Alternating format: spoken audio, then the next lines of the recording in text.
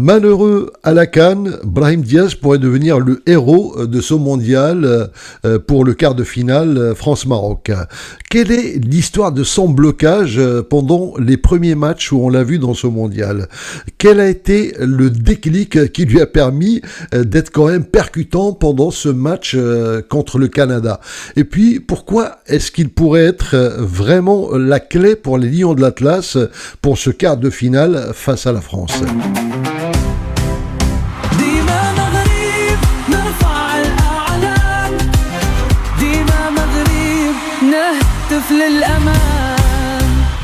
Alors pour les derniers matchs, notamment le match contre le Canada, on a beaucoup parlé bien évidemment de Bounou qui a été vraiment déterminant pour ce match. On a parlé bien sûr de Ounahi avec ses 2 buts, de Rahimi, on a parlé de tout le monde. Pas assez à mon avis de Brahim Diaz. Moi je voudrais quand même lui tirer mon chapeau parce que là on a vu qu'il y a eu un déclic par rapport au premier match où il était carrément complètement effacé. Eh bien il faut savoir que c'est tout ce bad buzz cette finale de la CAN qui l'a complètement affecté. C'est pas moi qui le dis, c'est le frère de Hadji. Vous savez, Hadji, donc son frère fait partie du staff des Lions de l'Atlas aux États-Unis et c'est lui qui avait raconté cette histoire et il a expliqué qu'effectivement que Brahim était vraiment affecté.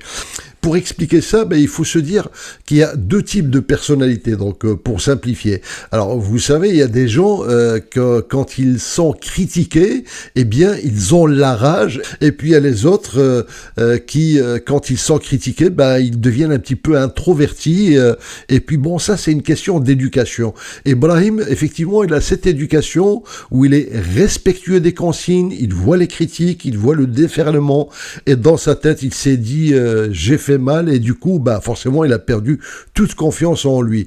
Alors c'est toute la différence avec par exemple Issa Diop, vous avez vu donc il a eu des critiques, lui c'était plutôt du genre du type 1, c'est-à-dire le mec il a dit bon vous me critiquez, je vais vous montrer ce que je sais faire. Et lui effectivement ses critiques ont été le moteur pour qu'il explose et qu'il nous marque ce but libérateur contre les Pays-Bas. Alors que Brahim il a besoin quand même de sentir tout l'amour qu'il y a autour de lui, il a besoin qu'il soit rassuré, et de ce côté-là, il faut savoir qu'il y a eu un travail psychologique du staff. Il y a des séances individuelles obligées parce qu'il y a tout un staff, il n'y a pas que les médecins, il n'y a pas que les kinés, il n'y a pas que les préparateurs sportifs, il y a aussi les psys, et donc je pense qu'il y a eu un travail, au départ certainement qu'on lui a tiré les oreilles et qu'on lui a dit arrête de dribbler, etc. Et effectivement c'est ce qu'il a fait, mais après on s'est rendu compte qu'il s'est complètement freiné. Et du coup, donc il y a eu tout ce travail qui a été fait pour le ramener à reprendre confiance en lui. Eh bien, ce déclic, effectivement, est arrivé avec ce match contre le Canada, où là, il nous a fait 2 magnifiques passes quand même. Donc, et il a été excellent. Moi, je trouve qu'il a été d'abord passeur pour Ounahi, et puis passeur pour Rahimi. Alors, il défend beaucoup, et moi, je pense qu'il a vraiment retrouvé sa percussion. Et ce serait bien qu'on le retrouve, le Brahim Diaz. Il ne faut pas oublier les buts qu'il a marqués quand même à la CAN et comment il a été percutant, comment est-ce qu'il foutait la zizanie dans la surface de réparation. Et il a surtout retrouvé le sourire et la connexion avec le public. Vous le voyez à la fin de ce match, comment il était heureux, comment il était souriant. Il sait qu'il y a une connexion qui s'est refaite et il a compris que étant passeur, t'es aussi bon, aussi apprécié, aussi admiré que lorsque tu marques des buts. Et Brahim Diaz, c'est le genre de mec qui peut être à la fois passeur et buteur. Moi, je crois vraiment en ce mec. Il y a ce petit détail, vous avez tous vu cette image, effectivement, avec on ne sait pas si c'est un verre de thé à la menthe avec Ounahi. Eh bien, je dirais ça, c'est un petit peu la psychologie marocaine, c'est la finesse marocaine de Ounahi. Vous savez, Ounahi, c'est l'enfant du pays, c'est le mec qui est né au Maroc.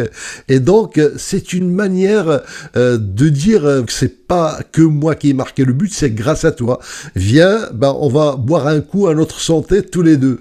Et ça, c'est génial de la part d'Ounahi. C'est une manière de prendre soin de Brahim Diaz. Et je pense qu'il n'y a pas qu'Ounahi, il y a Hakimi, il y a tous tous les joueurs prennent soin les uns des autres, et c'est ça la force de cette équipe du Maroc. Alors, pourquoi est-ce que Brahim Diaz pourrait être la clé face France-Maroc? Alors depuis la première vidéo où j'ai parlé de ce mondial 2026, si vous vous rappelez, j'avais dit deux choses. J'avais dit que l'équipe favorite de ce mondial sur les 48 équipes qui ont participé, qui participent, eh bien il y avait la France. C'est la France qui me paraissait vraiment au-dessus de tout le monde, au-dessus du lot. Et j'avais dit que l'équipe qui pourrait créer la surprise, c'est le Maroc. Il y en avait d'autres. Il y avait le Japon, il y en avait d'autres. Eh bien non, en premier lieu, c'était le Maroc parce que le Maroc a fait une progression extraordinaire. Et bien évidemment, là, on va avoir un match où les deux équipes, aussi bien la France que le Maroc, ont évolué. Ce ne sont pas les mêmes équipes qu'en 2022. La France d'aujourd'hui est beaucoup plus forte qu'en 2022. Et bien, le Maroc aussi d'aujourd'hui est plus fort qu'en 2022. Et donc, sur ces 10 équipes africaines, on voit aujourd'hui qu'il ne reste plus que le Maroc. Donc, ça n'est plus un hasard. Le Maroc, il fait partie, effectivement, des derniers finalistes des quarts de finale que des grandes nations. Donc aujourd'hui, vous avez, c'est dommage pour l'Égypte, effectivement, qui s'est fait éliminer bêtement, un peu comme le Sénégal aussi, qui se sont fait éliminer, ils menaient au score, et après, vous avez ces grandes nations qui arrivent à faire des remontadas pas possibles. Le Maroc aussi, c'est faire des remontadas. Quand le Maroc se faisait mener avant, il perdait souvent des matchs parce que on avait un coup sur la tête. Eh bien, aujourd'hui, c'est incroyable la sérénité qu'il a même quand il prend un but. Vous imaginez, contre les Pays-Bas, à la 90e minute, on était mené 1-0 et nous, tous, en tant que spectateurs, on se disait c'est mort. Eh ben non, à la 91e minute, le but est venu de notre ami Issa Diop. Eh bien, ça, c'est le Maroc d'aujourd'hui qui est capable, effectivement, de remonter. Donc, tout ça, ça vient bien sûr avec la stratégie de Wahbi. Diaz, on en aura besoin pour ce match contre la France parce que c'est un dribbleur, c'est l'un des meilleurs dribbleurs. Alors il y a Ounahi aussi et on sait qu'on a un Saliba et un Oupa Mécano sont très difficiles à passer, donc soit des tirs de loin et là il nous faut effectivement des tireurs, soit quelqu'un qui va les percuter et je pense qu'on peut les déstabiliser quand on rentre. Alors soit les mecs vont être le plus réglo possible, ils vont se faire dribbler et puis ça peut ramener des buts, soit ils vont commettre la faute. Et c'était la technique que la France a fait contre le Paraguay. Vous savez, donc il y a Doué qui est rentré, il a dribblé 4-5 bonhommes et il a ramené la faute. Et c'est comme ça, grâce à ce penalty, que la France, elle est passée face au Paraguay. Eh bien, je pense que Brahim Diaz, franchement, s'il est dans sa meilleure forme, dans ce meilleur jour, et je pense qu'il pourrait vraiment jouer ce rôle et nous ramener la gagne parce que lui il peut ramener cette percussion et déstabiliser cette défense qui est très solide. Alors bien évidemment il y a plein de choses, c'est un match qui est très compliqué quand même à préparer. On a Hakimi quand il monte, ça laisse des couloirs et vous savez qu'on a les 4 fantastiques qui sont devant chez les Français qui peuvent marquer tout de suite. On va avoir besoin de notre milieu, c'est-à-dire Boadi et Lainaoui, eux aussi ils vont avoir du taf. Mezraoui, si on pouvait avoir 4 Mezraoui à l'arrière, ce serait génial. Alors, il y en a qui disent ce serait bien que Mezraoui puisse ceinturer Mbappé. Oui, mais de l'autre côté, on a aussi de très bons clients. Vous avez Dembélé. Qui c'est qui va le ceinturer? Alors, ça va être des choix très difficiles pour le coach. Il y en a qui disent ce serait bien qu'on puisse faire rentrer quand même Shadi. Il faut espérer qu'il soit en forme, qu'il n'ait pas une grosse blessure et qu'il soit à 100%. Enfin voilà, donc les choix vont être très très compliqués. Mais en tout cas, pour moi, le Maroc a ses chances.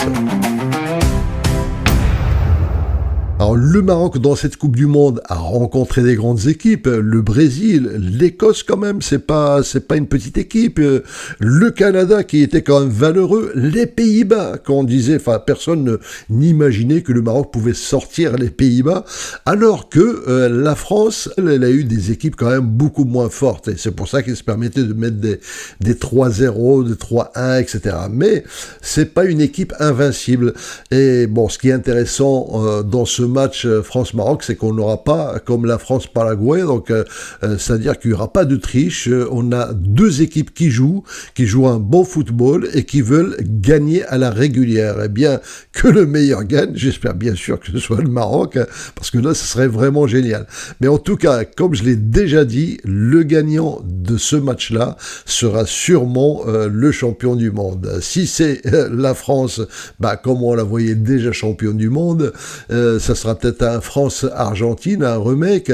Si c'est le Maroc, s'il passe la France, pour moi, qui peut le plus, peut le moins. Si le Maroc arrive à dépasser ça, eh bien, c'est bien. Donc, d'autant plus, comme je l'ai dit, le Maroc a aujourd'hui un style, il y a un style de jeu de football marocain qui a cette caractéristique, c'est un jeu déroutant. Voilà, on ne sait pas comment ils vont jouer et il peut dérouter. Donc moi, je me rappelle le premier match quand il balance le ballon comme au rugby dans la touche. Alors ça, c'est déjà fait effectivement au Paris Saint-Germain, etc.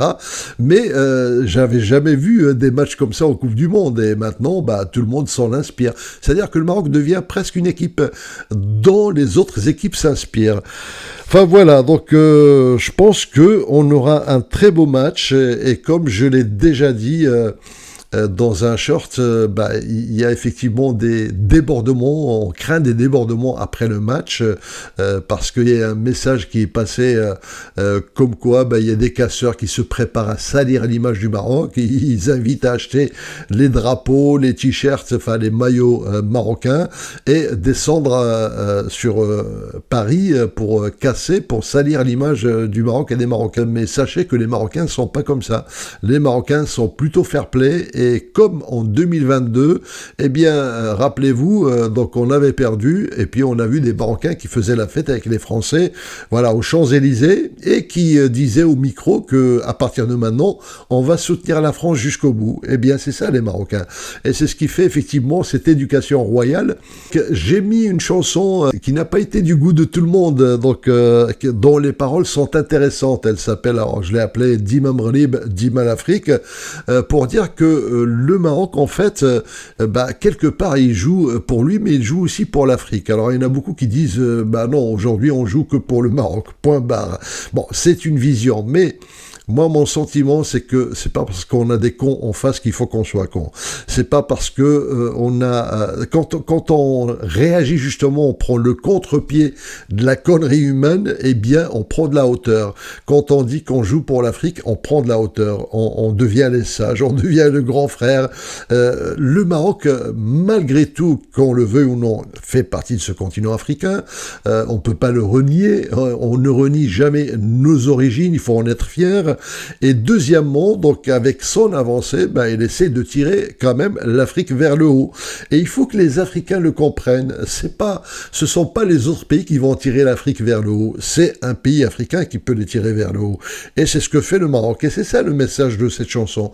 Et c'est ce message-là, il dit aussi que, à la limite, une défaite, ça passe, mais des soi-disant frères ou des Africains qui font tout pour que te casser, eh bien, ça fait certainement beaucoup plus mal, et en tout cas, c'est stupide, quoi. Voilà.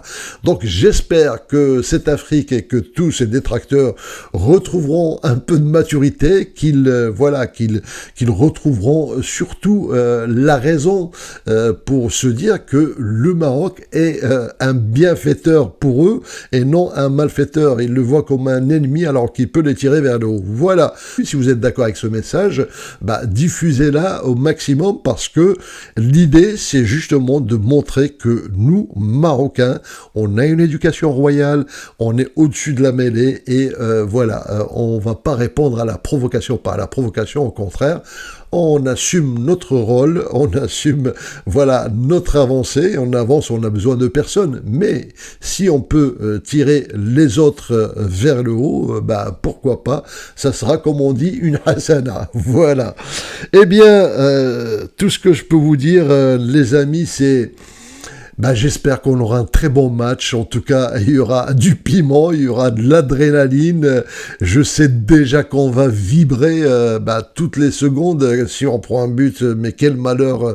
Voilà, et si on marque des buts, ça va être génial. En tout cas, quelle que soit l'issue de ce match, on aura été vraiment régalé par ces Lions de l'Atlas. Eh bien, tout ce qu'on peut dire, c'est Dima Mghalib. ماشي بعيد ديما مغرب قلبي سعيد ديما مغرب نرفع الأعلام ديما مغرب نهتف للأمان